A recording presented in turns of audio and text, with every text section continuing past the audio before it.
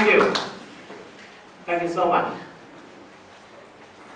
Like many other people, I used to bring along a dream about speaking a new language and struggle with it for years.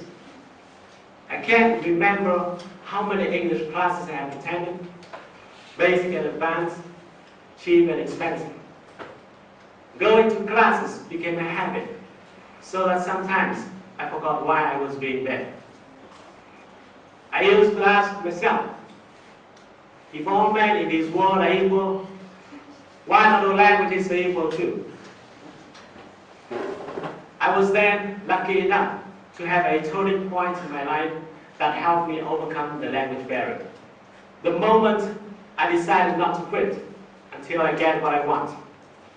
Because I found that winners never quit and quitters never win. We might not have the same moment, but you should all have the same season. But let me be clear. Let me be clear that learning a second language has never been easy. I'm opposed to those who say it's easy. It is not, you know that. But the biggest challenge in learning a second language is not in the vocabulary, not in the grammar, not pronunciation. The biggest challenge is when you put the effort without seeing immediate results. In other words, you might not realize that you're changing, and that will discourage you and make you likely to quit. However, you should be aware that when a big thing is moving, sometimes it's not easy to recognize. Earth moves, but you don't see it move because it's too big. Our environment is changing, but you don't see changes because it's too big. That's why if you're doing something and don't see it move, you're probably trying something big. And learning a second language has never been a small issue. A statistic in 2000 said only 8.4% of the population in this world can speak a second language. And about 10% of that number, which means less than 1% of the total, can really use a second language to study or work.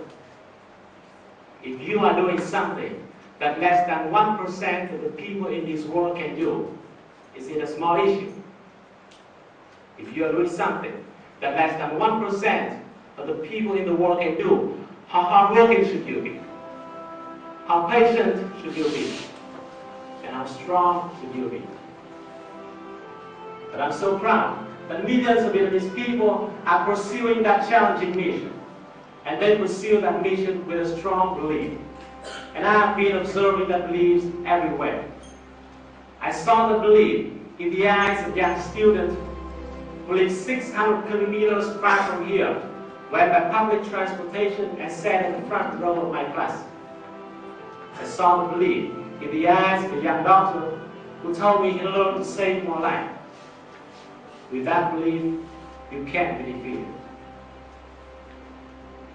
We all know that learning a second language is not too hard, but it's hard enough for you to experience the taste of glory when you reach the victory, for you to feel how stronger you have been for that battle. I used to wish I were born in an English-speaking country so that I wouldn't have had to spend so much time learning to speak a new way. But now, I feel regret for those English, for those American, for those Canadian, those who don't have the chance to face and to overcome the challenge that you are facing and will be overcoming. Those who have never tasted the glory that you will have tasted. So my friends, the question now is no longer, will you be able to pass that journey? The question is, when will you pass it? So let's make a decision now. I'm going to ask you, and I want your answer, yes or no. I want you to yell out your answer with all of your heart. Are you willing to embark on that journey today? Yes or no? Yes! Are you willing to keep putting efforts even if you don't see immediate results? Yes or no? Yes! Are you willing to be in 1% of the most firm and strongest people in this world? Yes or no? Yes! If your answer is yes, Let's start to read those obscure letters today. Let's start to listen to and mimic those strange sounds today. Let's start to sparkle today, and tomorrow you will try it. Thank you.